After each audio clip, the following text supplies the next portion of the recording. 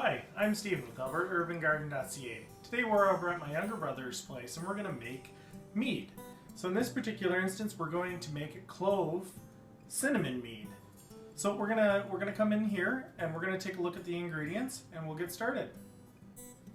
So what we have here is 5 cloves and 5 cinnamon sticks. So it's basically 1 per gallon. And the yeast nutrient is 1 teaspoon per gallon. And then we have 3 bottles of unpasteurized honey. You can do it with pasteurized honey, but what you really want to look out for is any preservatives. You shouldn't really have any problems with preservatives in your honey, but you never know. You just want to make sure. And then on the right you have a carboy.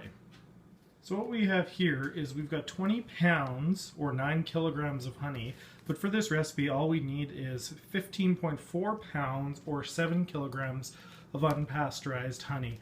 You can use pasteurized honey, but we chose to use unpasteurized honey today because there's less of a chance of having any preservatives. You just really want to keep away from any preservatives in your honey so that you can get a good mead going. So we're just putting the honey into some warm water in the sink, and that'll just allow it to pour a little bit easier and allow us to measure and manipulate it just a tad bit easier. So we're just going to leave this in until it gets a little bit warmer and is a little more fluid. So what we're making today will end up yielding about a medium bodied mead. The more honey you add, the heavier it does get, but we figured we'd start in the middle and see what we come out with.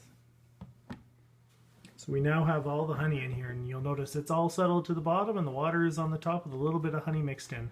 But we'll mix this up and it shouldn't be a problem. Okay, so now we're going to add the cinnamon and the cloves. So they'll be in there for the first step, and they'll be taken out when we rack later on. This will just allow them to soak in as we're mixing and agitating these through the next few steps. So now it's time to add the yeast nutrient. We just use a funnel and drop it right in there. That'll dissolve, and what yeast nutrient does is it provides some of the smaller things that the yeast really need to get going. They need sugar and they need food, and this is the food component. So we're just going to add the rest of the water, and what we've done is we've taken the honey containers, put the water in there, shaken it up, and we will pour it in now. So this is a 23 liter or 5 gallon carboy, and what we're going to do is we're actually going to leave the level at the last glass ridge here. This is a pretty standard size carboy, so the last glass ridge, or when it's starting to dome back towards the collar. So now what we're going to do is we're going to mix that up. You just take your spoon and you mix it until the colors generally match. This might take a while because honey is pretty dense and water is not, so we're just going to mix that up and come back.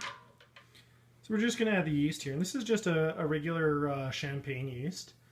There are other yeasts that you can use that are probably a little bit better suited for this, that, or the other thing, but I've had pretty good success with just champagne yeast for most of my brewing.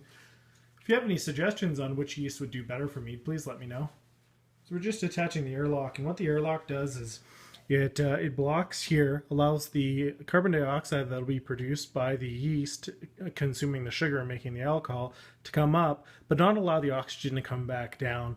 And that makes sure that this is an oxygen devoid area, which means that you're getting alcohol instead of just simple replication of the yeast.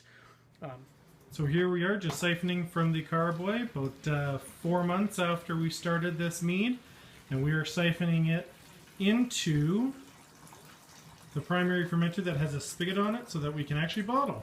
So we've now racked it over. We did get a little bit of sediment. The sediment in mead is fairly light, which is okay. It'll end up settling in the bottom of the bottles, which you just need to if you don't want the sediment, make sure to discard the last little bit of it so that you don't pull the sediment. But for now we're going to start bottling. We're going to bottle into clear bottles so that we can see. So instead of using a bottling tube, this is a much faster way if you have an elevated position.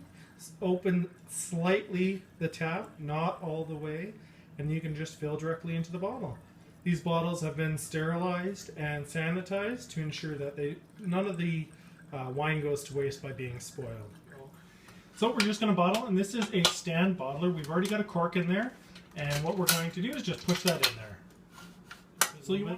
So So you want to make sure that you store this on the side so that the cork remains wet. And a great way to ensure that you remember what you have in here is to actually write on the top of the cork a little signifier, say for this one, M for Mead. So these bottles, they look murky right now. What will happen over the next year, for which these have to age now, is that'll really allow it to drop that sediment and to clear it really nicely. So don't worry if it comes out just a little bit murky. We've got another 12 months of aging before this is ready to drink. So thank you very much for joining me. I appreciate it very much. If you like this video, please give it a thumbs up and a subscribe. If you'd like to continue the conversation, please join us on Google+ and Facebook. Those URLs can be found in the description below. Have a great day.